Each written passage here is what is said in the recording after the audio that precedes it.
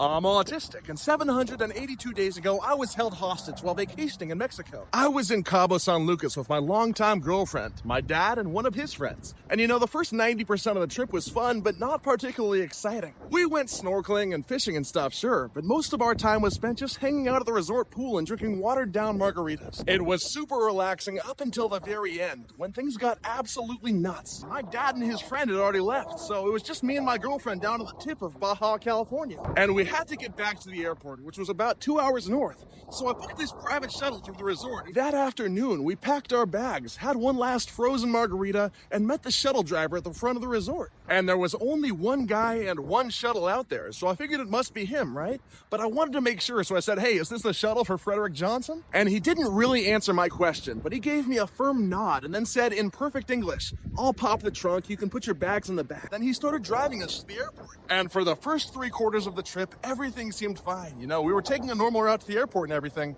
but I was getting a weird vibe from the guy. And once we were about 10 minutes away from the airport, his phone started to ring. So he picked up, right? And he had this very short conversation, in Spanish, of course, and I couldn't really make out what was being said, but I understood a few words. It's one of the very few benefits of growing up in Fresno, California. You almost automatically comprende a little bit of Espanol. And again, I don't really know what was said, but I kind of got the vibe that nothing meaningful was being said at all. So when he hung up and then immediately pulled over, I was on high alert. Once we were stopped, he turned back and held a finger up, kind of gesturing for us to wait a second.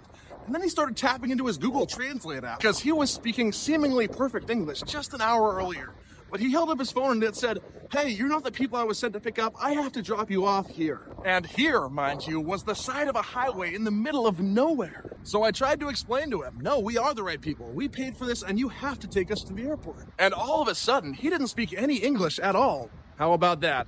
So he tapped back, "I don't understand," in his little translator app, and when I reached for his phone to try and respond, he wouldn't let me touch it. And that's when I realized what was going on. So I looked at my girlfriend, and she was terrified. Neither of us had any idea what to do. But then it hit me, and I made a big show of opening my wallet. I looked in there and counted how much cash I had on me. And then I told the guy, "Hey, I've got $300, and if you take us to the airport, it's yours." He gave us this nod and this hideous, evil smile, and just like that, we were back on our way. 5 or 10 minutes later, we got to the unloading lane of the airport. We got out, he handed us our bags, and then he stuck his hand out, and we started power walking away. We ignored him as he shouted and chased us into the terminal, demanding payment. In perfect English, I might add. But after a few seconds, he turned back because he didn't want to get ticketed or towed, I would guess.